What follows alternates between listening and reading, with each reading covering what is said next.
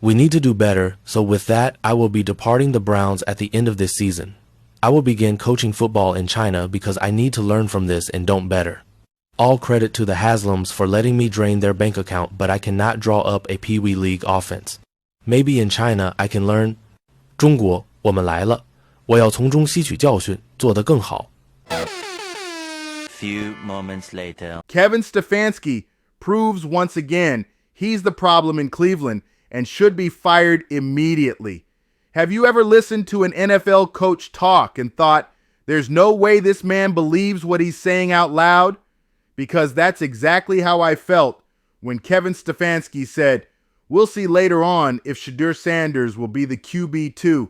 Like, decided if Shedeur is going to be your number 2 active quarterback for this weekend yet? Well, first I'd tell you is the Joe trade took us by surprise. That was not something that we saw coming. You know, they called us, and you know, it happened very fast and happened not too long ago. So still working through all roster type of things. I always have to be mindful of our players and our players' development, and you know, I want to make sure that I'm always doing what's best for our players and, of course, our team. But, you know, with young players, I'm always thinking about last week making the change to Dylan. You have to think long and hard about that because these are young players that you're so invested in their development. So I'll let the week play out and make a decision later on that.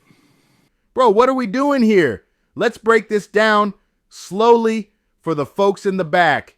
The Browns literally just traded Joe Flacco to the Cincinnati Bengals.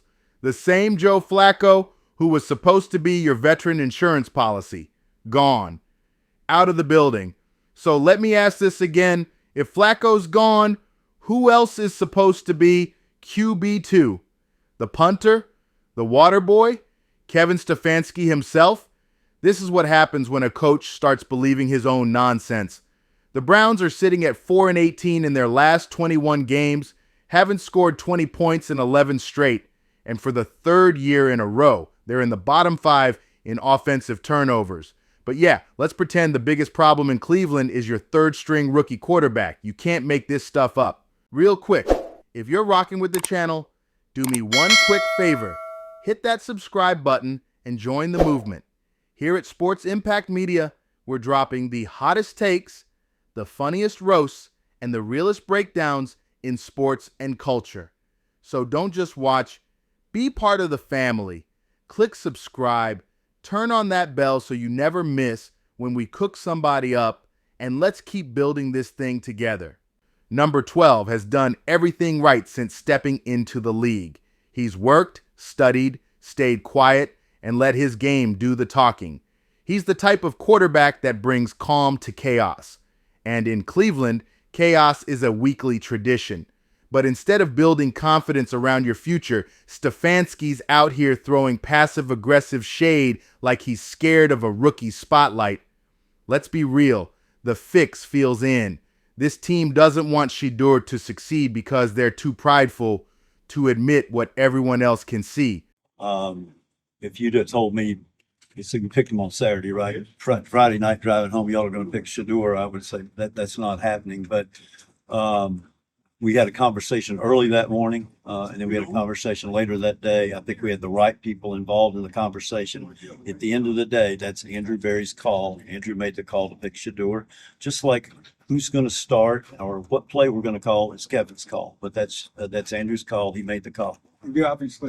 That the rookie might actually be better than what they've been running with. And it's not even about Shedeur being the starter yet. It's about basic logic. You just traded your veteran backup quarterback. So why are you saying that number 12 has to earn the number 2 spot in week 6 of the season? Earn it from who? Dillon Gabriel, the guy who just made his first NFL start in London and lost scoring only 14 points? Make it make sense.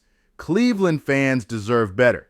You don't get to keep pointing fingers at players when your offense has been stuck in reverse for 3 straight seasons. Stefanski's play calling has been predictable, uninspired, and allergic to the red zone.